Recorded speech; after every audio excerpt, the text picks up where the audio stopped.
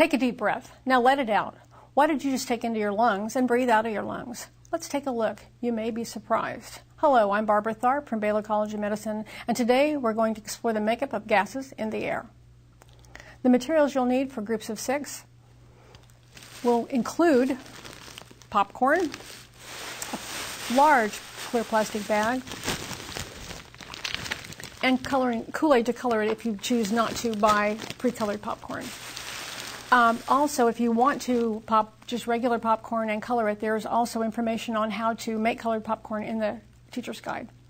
Safety considerations. It's always important to review safety before you start any investigation. Be sure to follow all the instructions provided by your district and school. In this investigation, the most important thing is to not eat the science investigation, at least not before it's over. With that in mind, let's take a look at a workshop that was filmed earlier. You'll notice that we substituted potato chips for one color of popcorn. You can do the same depending on your access to supplies, or you can just take one piece of popcorn and a magic marker. That's all you'd need. Okay, with that in mind, we're going to look at, so what is in air? We know that there's carbon dioxide in air, right? What else is in air? Oxygen. Excuse me? Oxygen, okay. Besides oxygen? Hydrogen? Nitrogen? Argon? Argon? Okay, argon. Air, it is air, okay. So with that in mind, we're going to do a model to look at that. So with that in mind, I'm going to have each table come up, and you're going to come up and pick up one of these 6 bags, and with that bag you're going to pick up a measuring cup, and with that you're going to pick up another clear bag. Here's what you're going to do. If you've got white popcorn, raise your hand. Okay. If you've got yellow popcorn, not yellow, hello. If you've got potato chips, because I couldn't find any yellow popcorn, raise your hand. Potato chips. If you've got the red, where are you? Right here, right? Yeah, whatever that is. Okay. Okay, so here's what we're going to do. The people that have white popcorn are going to measure out 5 cups of white popcorn into the clear bag that they have. Does that make sense? 5 cups into the clear bag. And so the people that have yellow, which is now the potato chips, are going to measure 4 cups. Okay? And the people that have red are going to do 1/4 cup. With that in mind, what we're going to do now is everybody's measured what they needed to measure. I'm going to open the bag. Okay, start with white popcorn table over here. I want somebody to bring it up and dump it in here. Okay, there you go. Okay, the next white group right there, bring yours up.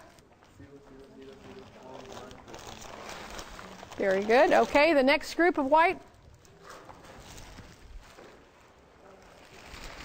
Very good. All right, doing great. Okay, now I want the yellow popcorn, which they didn't. If you want yellow popcorn, go to Randall's. Don't go to Kroger. Okay.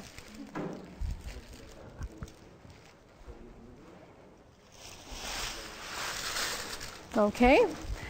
Now I want the red, orange, whatever you want to call it.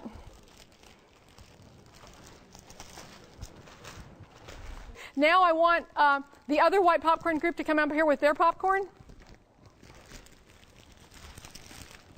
Where's his bag? Wonder what's happening. He only has one green. Is he following directions? He dropped one green piece in there. Okay? He is following directions. That's a trick. Okay.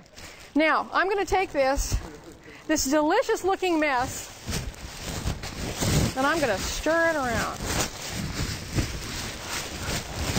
Now, what do you think it is as a model, not literally?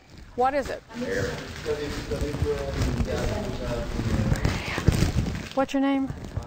Ivan said it represents all the different gases in the air. And that's exactly what it does. Now, keep in mind that models are models, and that's why they're models, because if they were the real thing, obviously we wouldn't be making a model, right? And models are a big part of what kids have in elementary school, but they have to understand that a model's not the real thing. We did this with the kindergarten one time, and guess what they wrote? Air is made of popcorn. So keep that in mind, okay? Now, so we have a lot of cups of white popcorn. What if the components in air, what could that white be? He says nitrogen. It's nitrogen. About 80% of air is nitrogen. We don't even use it ourselves. Basically, it comes in and goes out. 80% is nitrogen. What do you think the chips are? Oxygen. You believe that? Oxygen. Okay? Y'all with me still? Okay. What do you think the red is?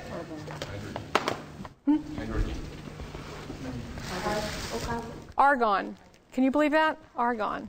And anyway, and the last thing, that one little bitty piece of green, what is that? That's CO2, carbon dioxide. Do you believe that if this whole model, look, where is it? Where's the CO2? Huh. It's right, there's one piece right there. Now, when you learned, some of you are younger than I am, obviously, but when you were in school, you learned you breathe in oxygen, right? And you breathe out CO2. You breathe out CO2, you breathe out carbon dioxide. Is that true? Yes, it is, but it's not like it sounds like when you teach it that it's a true exchange, right? Breathe in oxygen, okay, you're processing it, whoop, you got all this carbon dioxide coming out. Minute part, like 0.02, I think it is, something like that. Or 0.01, what was it? Very small amount is carbon dioxide. So there's your air model. Any questions about that? Now that you've seen the investigation, let's debrief. Air is a mixture of the following gases. We discovered it's nitrogen, mainly 78%, oxygen, which is less than 20%, argon, less than 1%, and carbon dioxide, which is just a very, very small percentage, about 1 per 1,000. These molecules are usually evenly distributed throughout the air we breathe.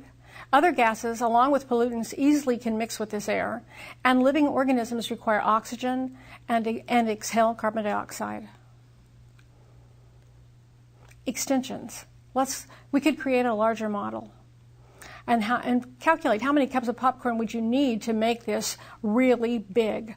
And then again, how many pieces would you have to remove before you could even find that green piece of popcorn that represents the carbon dioxide? If it's 1 in 1,000, that's a lot of popcorn. Enjoy.